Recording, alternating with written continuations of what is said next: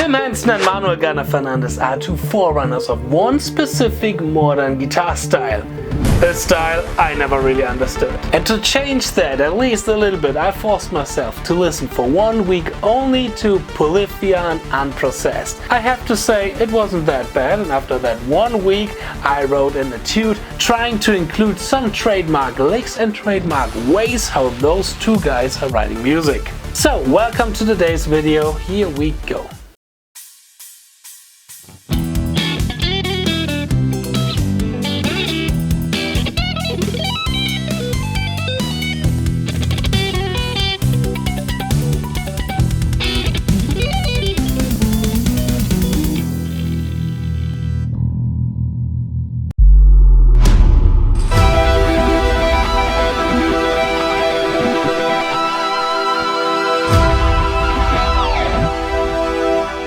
Of course, I knew Polyphia and Unprocessed before that week. I mean, I know Manuel Gardner Fernandes in person for 10 years now or so, because we used to live in the same city. I shared the stage with him, and he even once said that his vibrato is based on a lesson I gave to him.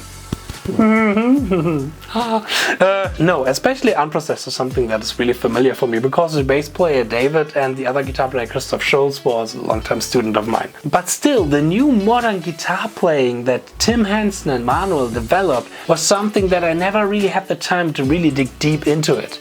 I'm more focused, of course, on a little bit more old school shredding style, a little bit more traditional kind of school. Here and there I sometimes covered music from them, but never made a video about the specific style of them, and I wanted to change this on this channel. Now, of course, there's so much more in both bands and both kind of musics than this 20-second etude can represent, but I realized certain patterns and certain methods how these guys compose that I try now to teach to you through the etude, together with some really cool licks that I learned while listening to this music. Alright, so much for that. I'm Justin Hornbach, back from my practice cave. Welcome to today's video, and let's start the etude. So what Manuel and Tim are often doing is that they are taking certain chord progressions and that they are outlining those chords in a really interesting way. Harmonically speaking, it's often pretty easy. A little bit more traditional chord progressions, a lot from E minor, C major, D major, that's something Manuel is using a lot, and then of course going sometimes to the dominant to get this kind of Phrygian dominant, neoclassical kind of tension. But the interesting thing here is how they are outlining those chords. And they are combining a lot of new modern techniques, like the rhythmical playing from Manuel, playing all the 16-note triplets with the percussion kind of tone from the guitar, the harmonics that Tim are often using, some really interesting sweep arpeggios. So I tried to put all of this together in this etude. We are starting with an E minor 7/9 chord. Oh, by the way, yes, this is an 8th string, but you don't necessarily need an 8th string to play this etude. I used this 8th string because this one is in drop E, so sometimes instead of going to the higher E, I go to the lower E. Gives it a little bit more kind of this feeling where those guys are coming from. Other than that, recording wise, I'm not doing much. I use Tim Henson's Neural DSP plugin, the Luke Holland drum plugin, a bass plugin, not really much. This is a complete different world where both players have their unique kind of style when it comes to recording. But I'm not a recording engineer and I'm not really good at this, so I focus a little bit more on what they are playing and not how they are creating this kind of specific guitar sound. Alright, so as I mentioned, I'm starting with an E minor 7/9 sound. By the way, you can download the tabs for this etude in the link in the description box. And then I play this little melody. Really cool, really easy, outlining the E minor 7/9. And then I play as chords C major, G major, and D major. For the C major, I add these 3 harmonics, and this is something Tim and Manuel are often doing. Playing one note here with our index finger and then using our pinky to outline or to play a G harmonic, a B harmonic, and an E harmonic, creating C major 7. The G is the 5th, the B is the major 7, the E is the major 3rd. For the G, I go to a G9 chord Not so easy to play because of the stretch here. Coming from this kind of chord, you may have seen this. Really, really stretchy, but I only play the low E string, the D string, G, and B string. And for the D, I play a double stop line, which is really typical for Tim Henson. Here I take the major third and the fifth of D, slide into it, and moving them one semitone below. So going from F sharp and A to E and G, like this.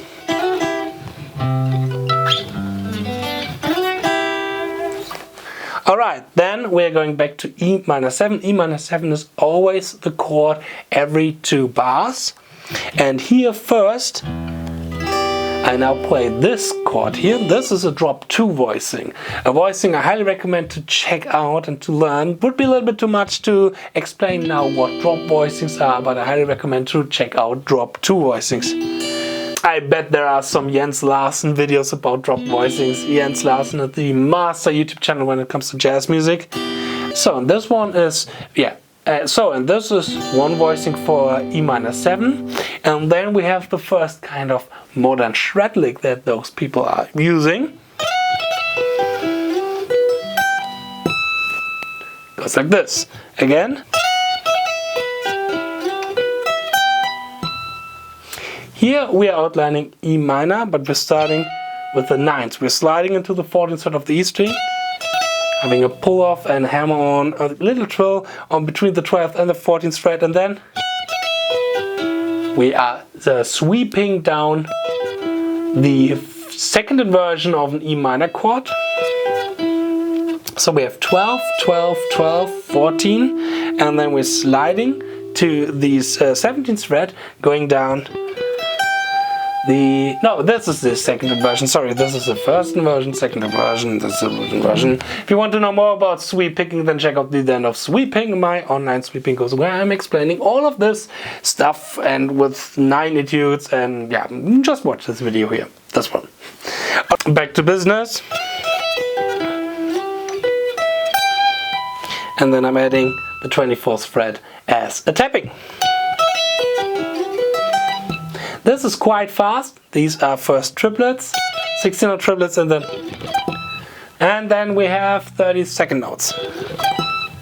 Okay, I tap this 24th fret, before I forget to mention this, with my ring finger, not with my middle finger, because after this I need my middle finger to go to the 20th fret on the E string. So I have something like this. Yeah, to go to the 20th fret to outline the next chord progression. And the next chord progression we have C, F, going to B major. This is called a Neapolitan chord progression, I think. In German it's Neapolitanische, and yeah, I think the English term is Neapolitan chord progression, yes. Really, really cool to build up tension, to get a little bit more of this kind of neoclassical kind of vibe, and we are outlining it again in a pretty cool way. Because I'm not outlining straight C major first, I'm outlining C major 7 sharp 11, so a Lydian C major chord. And I'm doing this by holding with my left hand this E minor here, G, E, B, to create the C major 7, because the E minor triad is a part of C major 7. And then with my tapping hand I play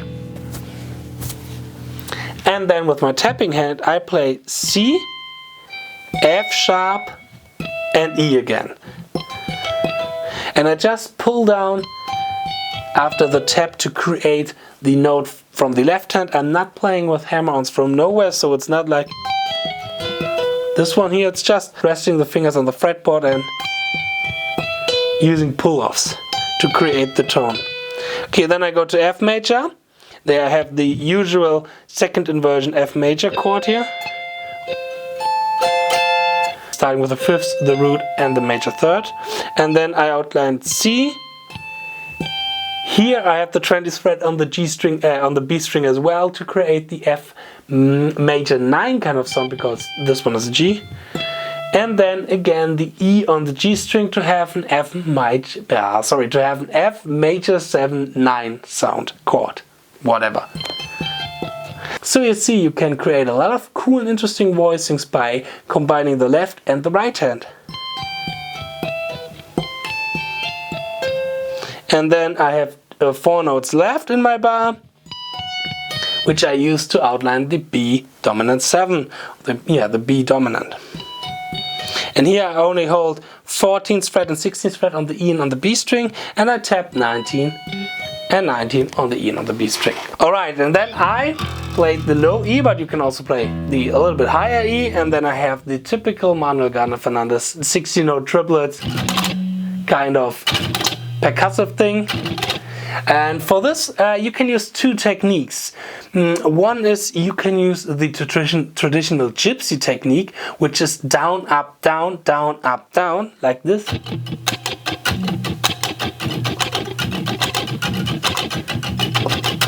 Something like this.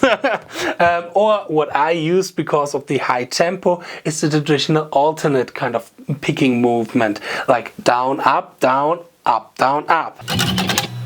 Like this. When practicing this really often, I guarantee to you, you should buy a new package of picks, because this is an absolute pick killer, but it sounds so cool and it's really, really interesting to use inside of this kind of modern playing. Then I rephrase the one little melody from the first bar, but doing a little variation out of it by going up to the 7th fret on the E string and again to the 8th fret, like this.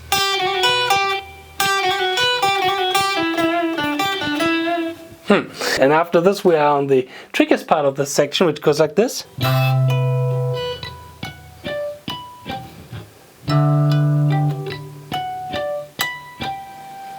And here again we have 2 chords, C major 7 and D major, that we are outlining here.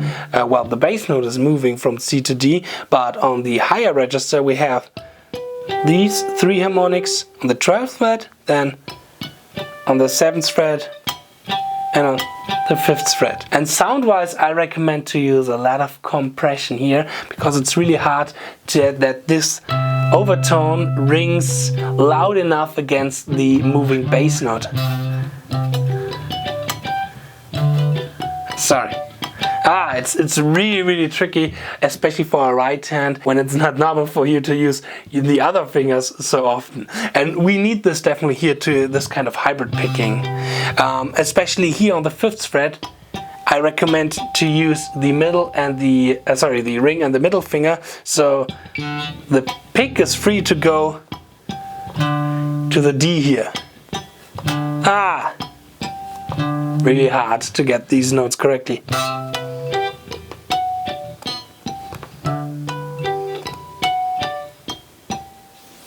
And then we are back at E. Now I use this chord, which is an E minor 9. No 7, only the 9th kind of voicing here. Played with the middle finger on the 9th fret of the D string, 11th fret, the 9th on the G string, and index finger on the 8th fret of the B string with the open E. Having a little percussion in between that, and then I have this typical Manuel Gardner Fernandes sweep lick, which goes like this.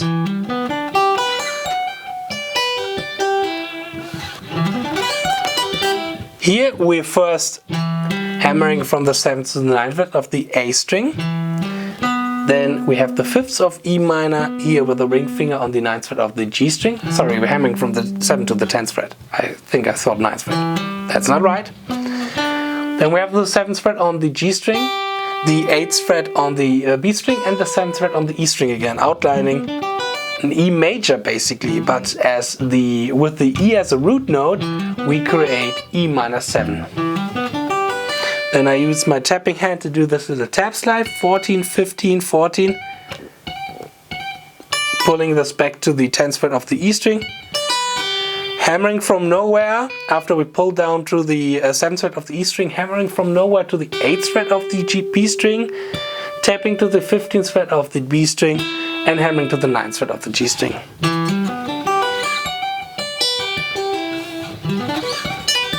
Then we have the last 4 chords, the last bar, and here we have again our C major, F major, B major, Neapolitan chord progression, outlining the C major like this, where we only have the root, the octave, and the major third. The F major, we're going to this interesting voicing here, where we are playing the third, the root of the third, and the root note, sorry, the octave of the third, and the root note here with our pinky. In frets we have 12, 14, and what is this? 18. So after C, F, B major, which is the same like the C major, only 1 fret below. And then we're going to this B major. Here we have 9, 12 fret on the B string and 8th fret on the G string, and the low E string. For right hand I use pick, ring finger for the B string, middle finger for the G string, pick.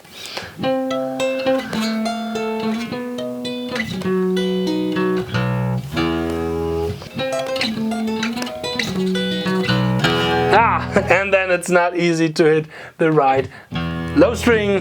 Because of the 8th string, sometimes I hit the B string, but of course I try to hit the low E string.